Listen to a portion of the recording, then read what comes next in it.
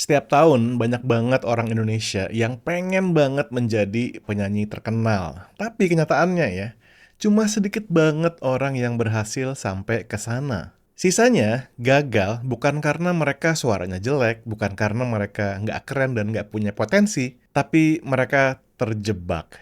Terjebak apa? Yaitu terjebak mindset atau pola pikir. Pola pikir tentang apa yang mereka anggap sebagai tujuan. Dan kalau pola pikir ini nggak diganti, semakin keras kita bekerja sebagai penyanyi itu, semakin terjebak kita, semakin dalam kita masuk ke dalam jebakan itu. Ketika orang bilang mau jadi penyanyi, bayangan mereka adalah nyanyi di panggung besar, disorot lampu, kamera, dan banyak fans yang mengeluk-elukan dari bawah panggung. Nama kamu ditulis di poster-poster festival-festival besar, lagu kamu masuk chart di Spotify. Tapi kenyataannya, kebanyakan penyanyi tuh nggak kayak gitu ya.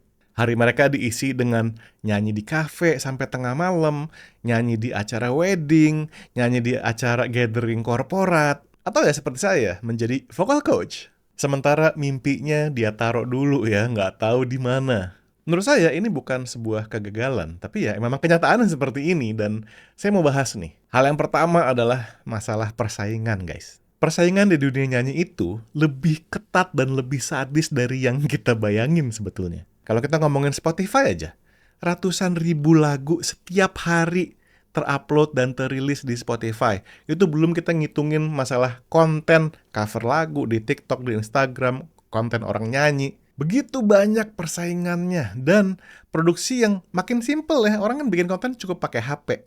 Artinya, zaman sekarang kita bersaing bukan cuman ke sesama penyanyi, tapi ke semua orang yang bikin konten juga. Dan saat ini kenyataannya, kalau kita ngomong kerja di kafe aja ya, jadi penyanyi di kafe itu rebut-rebutan guys. Bahkan bisa sikut-sikutan banting harga demi dapetin kerjaan di kafe. Hal nomor 2 setelah persaingan adalah penghasilan. Penghasilan penyanyi itu nggak pasti. Bulan ini kamu dapat 5 kali job manggung, bulan depan bisa cuma 1. Kita nggak punya gaji bulanan yang bisa kita rencanakan dan kita atur. Sementara tagihan jalan terus. Bayar cicilan, bayar pulsa, bayar bensin, bayar kontrakan, gaya hidup. Karena ini juga banyak orang udah keburu lelah duluan ya. Kok gue udah mencoba jadi penyanyi terkenal tapi nggak berhasil-berhasil dan tagihan gue jalan terus sehingga udah gue cabut aja dari dunia nyanyi ini. Yes, industri musik, industri nyanyi itu keras, tapi yang lebih penting adalah gimana cara kita menyikapi semua tantangan itu. Kembali ke poin pertama tadi, yaitu mindset. Penyanyi yang mindsetnya hanya untuk jadi penyanyi terkenal, biasanya mereka nggak mau melihat kenyataan ya. Mereka punya hayalan sendiri dan punya satu skenario aja. Bahwa ketika mereka nyanyi, mereka akan menghadapi yang namanya menjadi punya fans banyak, dieluk-elukan. Padahal kenyataannya kan nggak seperti itu. Akhirnya dia akan merasa frustrasi. Dia akan merasa, kok nggak ada yang merhatiin gua, nggak ada yang notice gua. Dan rasanya kayak jadi korban terus. Jadi orang yang gagal. Ini yang mesti diluruskan. Jadi terkenal itu bukan tujuan, melainkan sebuah efek samping dari banyaknya karya yang sudah kita hasilkan.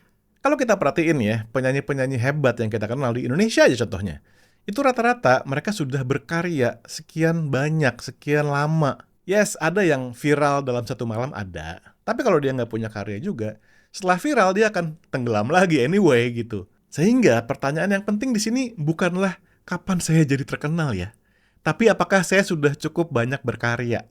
Apakah saya sudah pernah rilis lagu? Apakah saya sudah bikin konten? Kita nggak pernah tahu ya zaman sekarang sebuah konten, sebuah lagu tuh bisa meledak, bisa rame banget yang dengerin, bisa banyak yang pakai soundnya di TikTok. Kita nggak tahu guys. Dengan algoritma sekarang yang sangat tidak pasti ya, sangat unpredictable. Tapi satu hal yang pasti, kalau kita nggak punya karyanya, maka tidak akan pernah terjadi sampai kapanpun. Kalau kita hanya mikirin kapan gue di-notice, kapan gue diorbitin, lupain aja ya. Jangan pernah menaruh nasib kita di tangan orang lain. Minta di-notice, minta didengerin. Kita harus bergerak, harus punya karya, bikin karya sendiri. Kita real aja. Kalau sampai sekarang nyanyi belum bisa menghasilkan, belum bisa mengcover kebutuhan dan tagihan-tagihan kita, ya kita jangan menggantungkan sepenuhnya ke situ.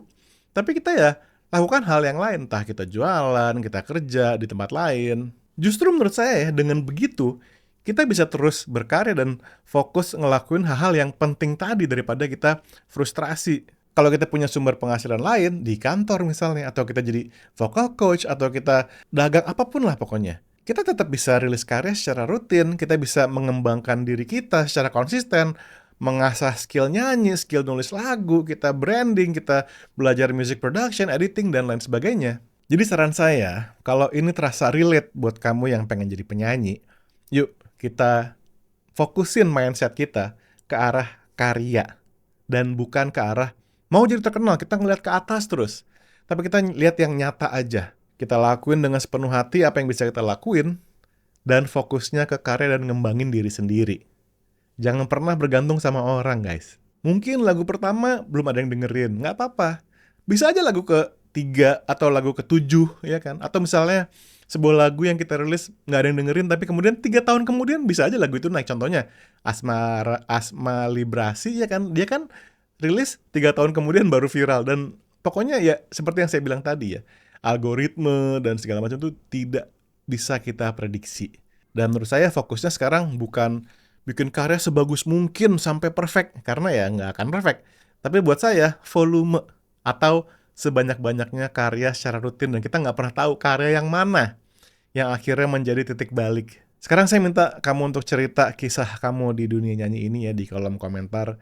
Kita ngobrol dan kita saling sharing, dan tentunya saling menyemangati ya buat kita semua yang sedang membangun karir di dunia musik, dunia nyanyi ini pelan-pelan sambil tetap realistis. Thank you so much for watching guys. Sampai ketemu di video selanjutnya dan selalu bebaskan suaramu. Bye-bye.